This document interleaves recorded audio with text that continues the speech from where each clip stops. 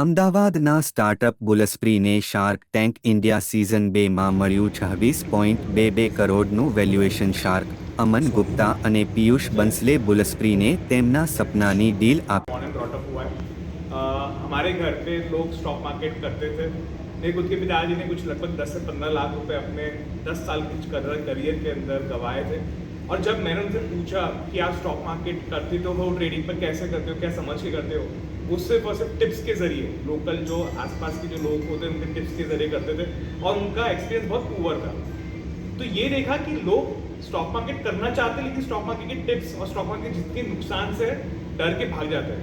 इसलिए सिर्फ और सिर्फ आज भी इंडिया के अंदर less than 4% active retail participation वाला स्टॉक मार्केट में, जबकि यूएस चाइना के अंदर मोर देन 40% है। और ये जो बड़ा गैप है इंडिया और बाकी देशों का, हम उसको एक तरीके, एक जरिए के थ्रू, गेमिंग के जरिए के थ्रू उसको कॉन्फिडेंस बिल्ड करना चाहते हैं और एक बेहतरीन ट्रेडर बनाना चाहते हैं फ्यूचर में। शो में भी देखा। मैं जुमरी तिलैया से आता हूँ। काफ़ी फेमस जगह है, काफ़ी लोगों ने इसके बारे में सुन रखा है। तो मैं वहाँ पे एक बहुत ही मध्यम वर्गीय परिवार में हुआ। उसके बाद मैंने आईआईटी दिल्ली से अपनी बीटेक की पढ़ाई कंप्लीट की। कॉलेज के जब मैं दूसरे साल में था तब मेरे साथ कुछ ऐसा हुआ जिसने मेरी ज़िंदगी बदल दी। सेकेंड ईयर में मैंने स्टॉक मार्केट्स में एक दिन में 1 लाख रुपए गंवा दिए, क्योंकि हमारे पास कॉलेज के समय में पॉकेट मनी कुछ ऐसा होता नहीं है। तो जो भी मुझे स्कॉलरशिप वगैरह के पैसे मिले थे वो सब मैंने फ्यूचर्स एंड ऑप्शंस करके बिना किसी जानकारी के और मैंने गंवा दिए। तो वो एक बहुत बड़ा झटका लगा मुझे कि यार मैं ऐसा कैसे कर सकता हूँ, इतनी मुश्किल से कमाए हुए पैसे मैंने एक दिन में गंवा दिए। तो ये सिर्फ मेरी या धर्मिल की कहानी नहीं है, ये कहानी है भारत में कई सारे ऐसे लोगों की जो या तो कभी स्टॉक मार्केट्स में आते ही नहीं हैं, या अगर वो स्टॉक मार्केट्स में आए तो वो एक बहुत बड़ा नुकसान करके वापस फिर कभी लौट के नहीं आते। तो इसी परेशानी को देख के हम तीनों वैसे तो हम तीनों काफ़ी गेम्स खेला करते हैं और हमें काफ़ी पसंद है खेलना।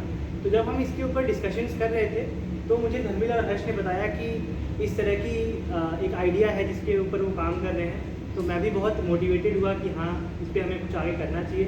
फिर हमने और कंसेप्चुलाइजेशन किया कि हम इसको कैसे बेहतर तरीके से कर सकते हैं। और ये सब करने के बाद आज हम यहाँ पे हैं जहाँ पे शार्क टैंक ने हमें सराहा, हमें एक डील मिली।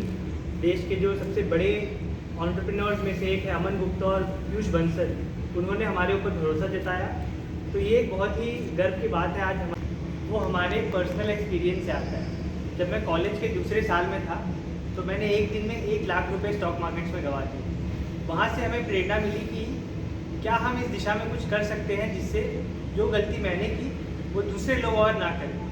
तो वहीं से मैं अपने फ्रेंड्स हर्ष और धर्मिल के साथ जब डिस्कस किया तो हमें इस दिशा में आगे काम करने का हमने शुरू किया।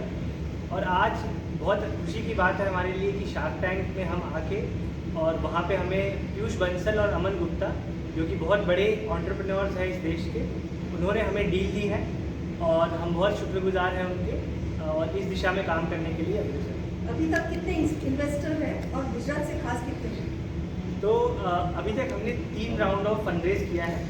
सबसे पहला राउंड जो हमने किया वहाँ पर अंकित मेहरोत्रा और साहिल जैन, जो डाइनाउट के को फाउंडर्स हैं, उन्होंने इन्वेस्ट किया। उसके अलावा बॉबी चंदोके, जो डीएसके लीगल के सीनियर पार्टनर हैं, उन्होंने किया। उसके बाद सेकेंड राउंड में हमने काफ़ी सारे अच्छे सीए कम्युनिटी के इन्वेस्टर्स के साथ राउंड रेज किया। और उसके बाद अभी करेंटली डॉक्टर मयूर देसाई, जो कि अहमदाबाद के बहुत जाने माने इन्वेस्टर हैं, कंपनीज लाइक पेट पूजा, क्रिक हीरोज़, उनमें उन्होंने इन्वेस्टमेंट कर रखा है। उन्होंने हमें भरोसा जताया और थर्ड राउंड हमने उनसे किया है शार्क टैंक के।